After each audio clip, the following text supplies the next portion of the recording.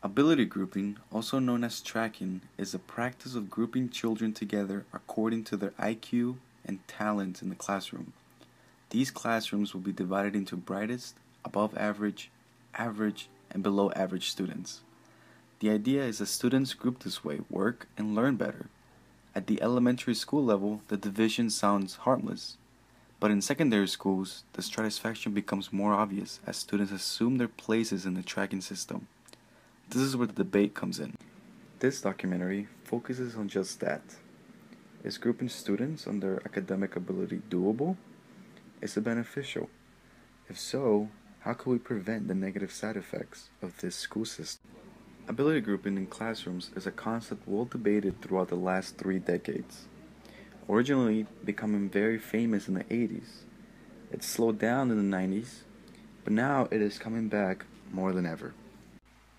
To fully understand the pros and cons on ability grouping, I did research on the current conversation this debate has brought about within writers, teachers, and parents.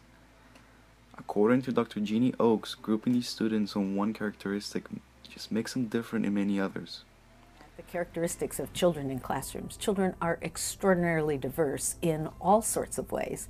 And if you group them on one characteristic, you're going to have a huge amount of diversity and variation on other characteristics. So first of all, we fool ourselves into thinking that we've got homogeneous groups of students. So then when we target instruction, rather than thinking about always differentiating instruction to just recognize and acknowledge students' differences as being normal. Whenever we do that targeting, we are then limiting the possibilities for learning for all of the children. I believe this diversity isn't a problem. Instead, it is necessary. Knowing that every student is different in the way they learn is a given. In a classroom, students are constantly being challenged by their peers. According to Gail Stockard, an AP and Honors American History teacher, a classroom with students roughly in the same academic level creates an environment where students can get beneficial feedback from one another. The different learning styles from each student creates a different point of view and helps everyone around. Mr. Cooper, a calculus and algebra 2 professor, as seen in this video, focuses heavily on visuals. On an interview I had with him, he agreed that students dislike his method of teaching because it is so theoretical and visually based, while others prevail in his class. According to him, having these tests that group students together should have a second part to it, and that is a test on their learning styles, whether they are visual, oral, verbal, or physical. Placing similar level students in a classroom allows the teacher to raise the bar and expect more from them. It creates a general student-to-student pressure to finish tasks or homeworks. Grouping like with an APEX program, right, where the expectation is everyone does their homework, so peer pressure-wise, you do your homework. Whereas in a classroom where that wasn't the norm, you would be more likely to be like, nobody else does it. And it seems that that would work more in an undoing. If you had your high group in a low group, they would be more likely to stop doing their homework. Right. Whereas if you got in a few of the low in the high where everyone did their homework, they would be more likely to do it. I would say though that there's honestly of value in a variety of settings. Like, again, you couldn't have everybody in a calculus class where you had some people who weren't ready for it. You have to track. One problem that always seems to be brought up in debates is the impression that lower placed students have on themselves. Mentally, these students may see themselves to be inferior to the rest. One of the ways to fix this is through flexible grouping. Flexible grouping by definition means that you're not trapped in the same group all the time. I mean, that's it, period. So teachers have to monitor how kids are moving from group to group or whether they're trapped in a group. We want kids who seem to belong to certain groups by virtue of their own choice or how we put them in there. We want to break down those boundaries and move them around. So if I have a group of kids who I pulled together to do a little mini lesson on how to infer while you read and how to keep track of what you're thinking using Post-its, then I want to make sure that that kid doesn't remain in the same skills-based group day after day after day. So it's all about balance, it's all about flexibility, because the more flexibility you bring to your approach, the greater the kids learn from each other.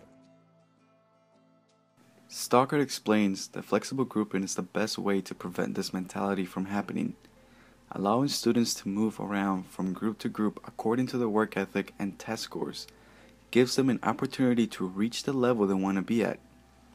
Testing these students regularly is needed for the system to work properly, because according to her, students develop at different times, and it wouldn't make sense to test them only at one point in their lives. Kind of structured the lesson. Like just thinking right now with AP Human Geography, we start off the year giving map tests. And there is a great variety of students who can answer 2 questions. Like they may know where China is and that's it.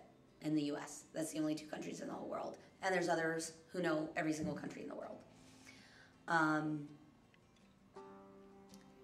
It depends on how hard the low person wants to work.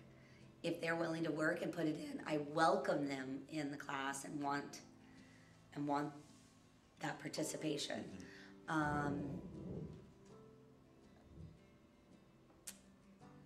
think at the same point in time with some of the classes, when you get up into the higher level classes, the reading skills are really important.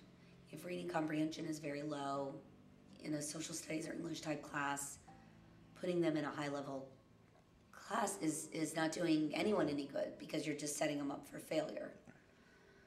Grouping students in classrooms based on a single test from a very young age isn't going to do any good academically, morally, or ethically. Ability grouping only works if the system itself is flexible and consistent.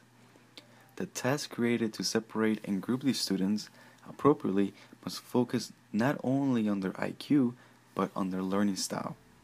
The system needs to have a flexible way of allowing students to move from level to level. If a student has the right work ethic and mentality, he or she may move up if wanted. If implemented correctly, teachers will be able to teach the class more efficiently, as they will know where class expectations lie. Students will also be challenged by their peers and not have to worry about someone holding back the lesson. The pace within the class will be consistent, thus benefiting every student.